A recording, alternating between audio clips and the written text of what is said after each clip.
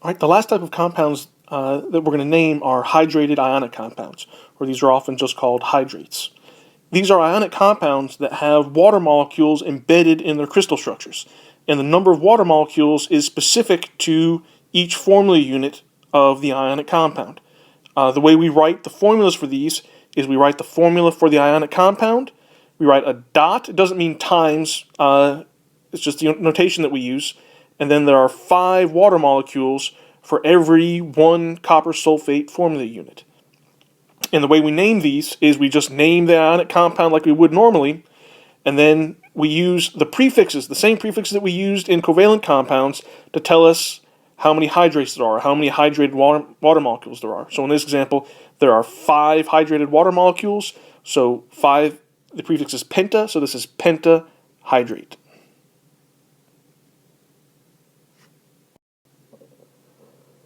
Alright, so to write the formulas of these hydrated ionic compounds, the first thing we need to do is just write down the formula of the ionic compound part of it.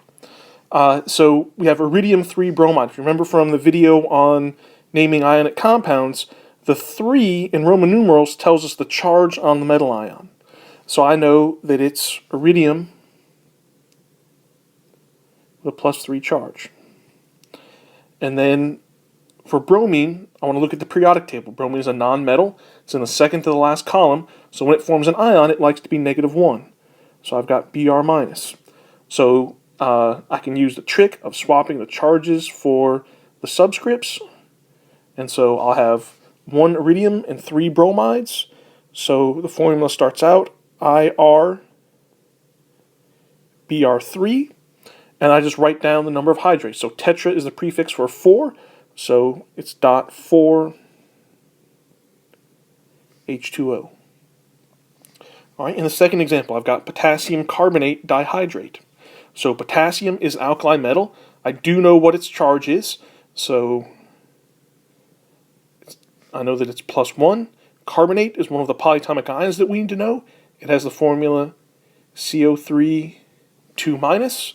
So again, if I use my swapping trick, I'll have 2 potassiums and a carbonate.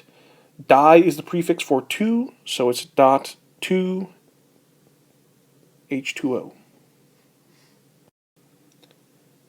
Alright, so now I want to write the names having been given the formulas. So in the first one, I have the compound between manganese and nitrite. Now, manganese is not one of the metals where I know all the time what its charge is going to be. So I have to figure it out based on the anion that it's paired with. And so I like to do that with a little formula. Right, so in this case, I have 1 manganese, so I'll write Mn.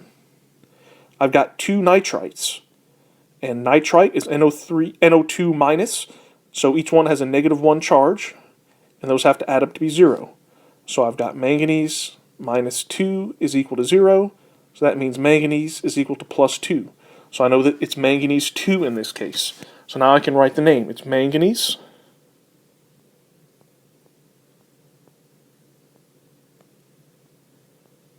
2 nitrite.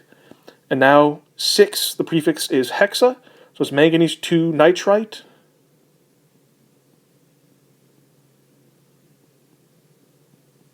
hexahydrate. Alright, in our final example, I've got the compound between cobalt and phosphate.